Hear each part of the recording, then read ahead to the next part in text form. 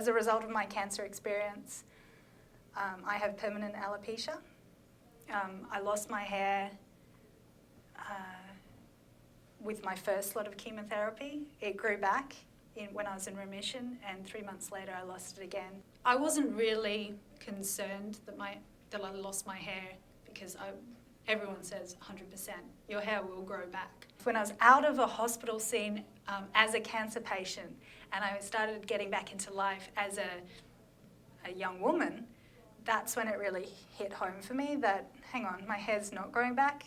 4 months, 6 months, a year later, my hair still hasn't grown back. And I wanted answers, because from what I could tell, this was a unique experience. There's no one that I did research on the net. No one, everyone's hair grew back. I mean, what was wrong with mine? So I started all kinds of different medications for it and rubbing certain things, and none of it was working.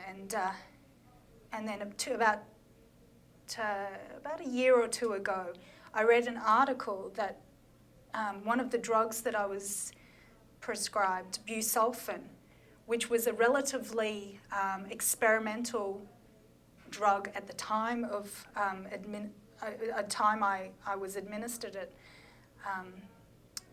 As it turns out, the handful of people who had been treated with this drug, the hair had only grown back very sporadically, in patches and that kind of thing. And that's the case with me. I've got hair there, but it's not enough to cover my head. And so reading that was interesting, because it was closure. It was like, okay, it's not going to grow back. So I can stop waiting or wondering. But at the same time, it was like, okay, I have the rest of my life to deal with now. As a young woman who, previous to cancer, had been very sexually assertive, very confident about my appearance. And I was a redhead, I had long, dark red hair. So that was my thing. That was my identity, being a redhead. And to look into the future and to think as a, 30, 40-year-old woman and not have hair, I mean, how am I going to deal with that for the rest of my life? I guess you have to grieve for a lost future. And grieve for a woman that you thought you were going to become. One of the hardest things for me is the constant the reflection in other people's eyes that, oh, you poor dear, you're still going through treatment.